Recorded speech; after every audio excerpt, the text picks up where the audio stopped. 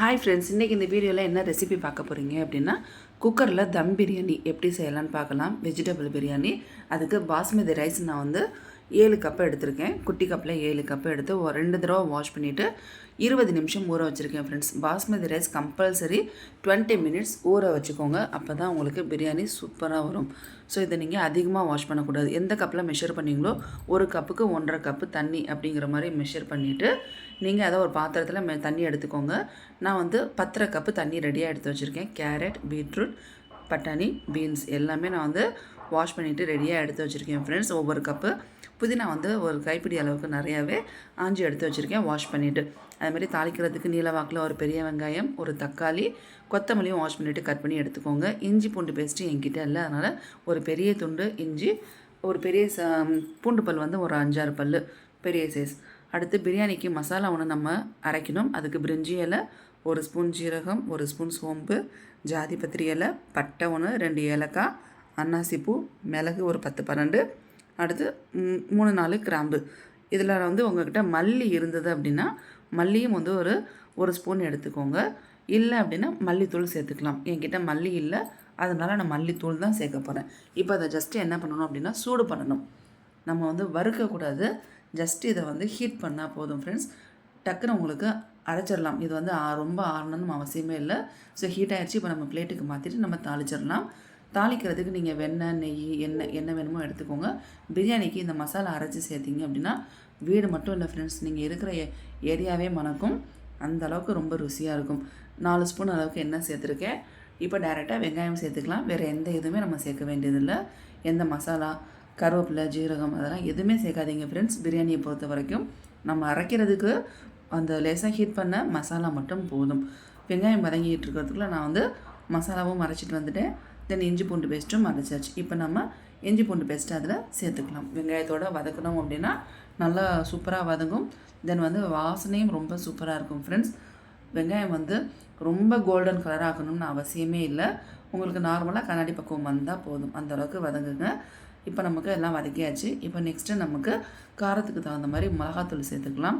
நான் வந்து எங்களுக்கு கொஞ்சம் ஸ்பைஸியாக வேணும், அதனால் 1 ஸ்பூன் சேர்த்துருக்கேன். இந்த மிளகாத்தூள் பார்த்திங்கன்னா நல்லா காரமாக இருக்கும். தனி மிளகாய் தூள். அடுத்து மல்லித்தூள் இந்த ஸ்டேஜில் சேர்த்துக்கோங்க. 3/4 ஸ்பூன். நான் வந்து மல்லி சொன்னேன் இல்லையா, நீங்கள் மல்லி அந்த டைமில் வறுத்துட்டீங்க, சூடு பண்ணிட்டீங்க அப்படின்னா இப்போ அந்த டைமில் மல்லி சேர்க்க வேண்டியதே இல்லை. ஸோ அதை நீங்கள் ஜஸ்ட்டு அதோட வதக்கிட்டு அதுக்கப்புறம் தக்காளியை சேர்த்துக்கோங்க. உப்பு வந்து பிரியாணிக்கு தேவையான அளவுக்கு நான் வந்து இப்போவே சேர்த்துக்கிறேன். ஒரு 2 ஸ்பூன் அளவுக்கு நான் வந்து உப்பு சேர்த்துக்கிறேன் ஃப்ரெண்ட்ஸ். சேர்த்துட்டு இதை நல்லா மிக்ஸ் பண்ணி விட்டுக்கோங்க. கொஞ்சமாக தண்ணி விட்டு நம்ம தக்காளி வதக்கணுன்னா நல்லா வதங்கிடும். நமக்கு நல்லா மேஷ் ஆகணும் ஃப்ரெண்ட்ஸ். அந்த அளவுக்கு தக்காளி வதங்கணும். பெருசாக இருக்கக்கூடாது. அந்த மிக்ஸி ஜாரில் இஞ்சி பூண்டு பேஸ்ட்டு ஒட்டியிருந்தது இல்லையா, அதனால் நான் மெஷர் பண்ணி வச்சுருக்க தண்ணியிலேருந்து கொஞ்சமாக எடுத்து வாஷ் பண்ணி அதை நான் சேர்த்துருக்கேன். இது நல்லா மேஷ் ஆகிற வரைக்கும் ஜஸ்ட்டு குக்கர் மூடியை மேலே போட்டுருங்க. கரண்டி எடுக்க வேணாம். ஸோ அதை நல்லா மேஷ் பண்ணிட்டேன். இப்போ நமக்கு மீதி இன்க்ரீடியன்ட்ஸ் சேர்த்துக்கலாம் ஃப்ரெண்ட்ஸ். இப்போ நமக்கு புதினா வந்து சேர்த்துக்கலாம். புதினாவை சேர்த்தாச்சு. அடுத்து கொத்தமல்லி சேர்த்துக்கோங்க. புதினா வந்து கம்பல்சரி ஃப்ரெண்ட்ஸ். அளவுக்கு அதிகமாகவும் சேர்த்துட வேண்டாம். அதே மாதிரி அரைச்சியும் சேர்த்திங்க அப்படின்னா அது வேறே ஆகிடும். இது வந்து பிரியாணிக்கு முழுசாகவே சேர்க்கணும். இதை நீங்கள் நல்லா மிக்ஸ் பண்ணி விட்டுட்டு அடுத்து ஒவ்வொரு காய்கறிகளாக சேர்த்துக்கலாம். அதுக்கு முன்னாடி நம்ம அரைச்சி வச்சுருக்க மசாலாவை சேர்த்துக்கோங்க. ஸோ மசாலாவை இந்த ஸ்டேஜில் சேர்த்துட்டு ஜஸ்ட்டு மிக்ஸ் பண்ணி விட்டுக்கோங்க. ரொம்ப வதங்கணும்னு அவசியமே இல்லை. இப்போ நமக்கு கட் பண்ணி வச்சுருக்க கேரட், பீட்ரூட், பட்டாணி, அப்புறம் வந்து பீன்ஸ் எல்லாமே சேர்த்துக்கோங்க. நான் வந்து ஃப்ரெஷ்ஷாக பட்டாணி உரித்து சேர்த்துருக்கிறதுனால டேரெக்டாக இப்போவே சேர்க்குறேன். இதுவே நீங்கள் காஞ்ச பட்டாணியாக இருந்ததுன்னா பிரியாணி செய்கிறதுக்கு ஒரு 8 மணி நேரத்துக்கு முன்னாடி ஊற வச்சுட்டு அதை வேக வச்சுட்டு அப்புறமா யூஸ் பண்ணிக்கோங்க. அப்போ தான் உங்களுக்கு வேகும். இதை நல்லா மிக்ஸ் பண்ணி விட்டுக்கோங்க. அந்த காய்கறிகளும் அந்த மசாலாவும் சேர்ந்து அந்த எண்ணெயில் வதங்குற மாதிரி இருக்கும். அவ்வளவுதான். ஸோ அதை நல்லா மிக்ஸ் பண்ணிவிட்டு இப்போ நம்ம இது கூட என்ன பண்ணணும் அப்படின்னா தயிர் வந்து ஒரு 2 ஸ்பூன் சேர்த்துக்கோங்க ஃப்ரெண்ட்ஸ். கெட்டி தயிர் ஒரு 2 ஸ்பூன் சேர்த்துக்கோங்க. ஸோ தயிர் சேர்த்தா புளிச்சிடுமோ அப்படின்னு நினைக்க வேணாம். புளிப்பு இல்லாத தயிராக சேர்த்துக்கோங்க. ரொம்ப புளிச்ச தயிராக இருந்ததுன்னா 1 ஸ்பூன் சேர்த்துக்கோங்க. ரொம்ப அதிகமாக சேர்க்க வேண்டாம். புளிப்பு இல்லாத தயிராக சேர்த்துக்கோங்க. ஃப்ளேவர் வந்து ரொம்ப சூப்பராக இருக்கும். இப்போ நம்ம அந்த மெஷர் பண்ணி வச்சுருக்க தண்ணியை சேருங்க. அந்த அரிசி எந்த கப்பில் எடுத்தீங்களோ அதில் 1 கப்பு தண்ணி வச்சுட்டு மீதி தண்ணி எல்லாம் சேர்த்துக்கோங்க. எதுக்கு அந்த 1 கப்பு தண்ணி அப்படின்னா லாஸ்ட்டாக தேவைப்படும். இதை நல்லா மிக்ஸ் பண்ணிவிட்டு கரண்டி எடுக்காமல் ஜஸ்ட்டு மூடி போட்டு வச்சுருங்க. ஒரு கொதி வரட்டும் தண்ணி. அந்த காய்கறிகளோடு சேர்ந்து தண்ணி கொதி வந்ததும் அரிசியை தண்ணியிலேருந்து வடிச்சிட்டு சேர்த்துக்கோங்க.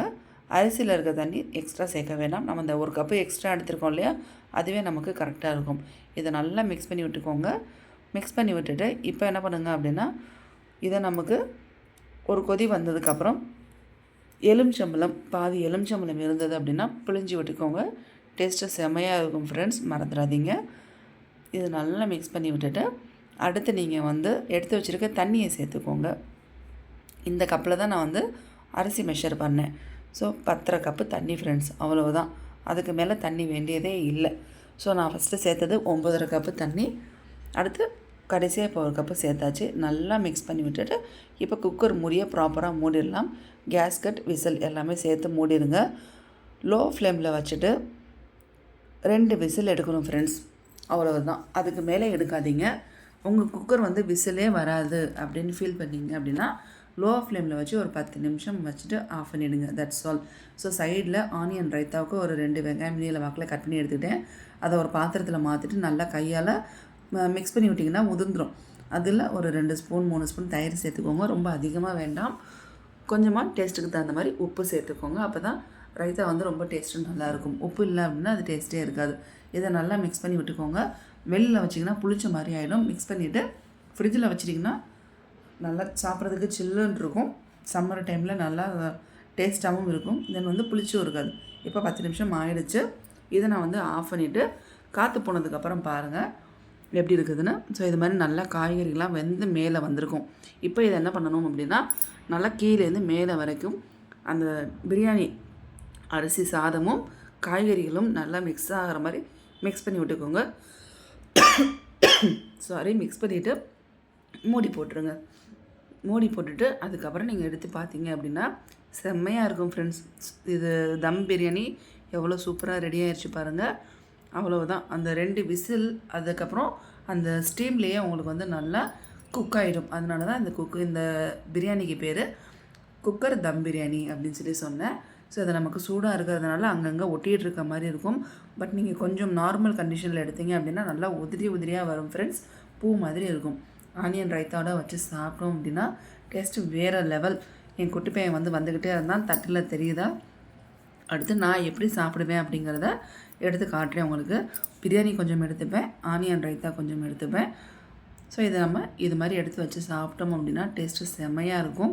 நீங்கள் வந்து உங்கள்கிட்ட ப்ரெட் இருந்தது அப்படின்னா தவாவில் நெய் விட்டு ப்ரெட் டோஸ்ட் பண்ணி அதை நீங்கள் பீஸாக கட் பண்ணி கூட இந்த பிரியாணியோட மிக்ஸ் பண்ணி சாப்பிட்டிங்கன்னா வேறு லெவல்.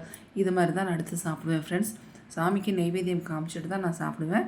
அதனால தான் ஜஸ்ட்டு காமிச்சிட்டு பிளேட்லேயே வச்சுட்டேன்.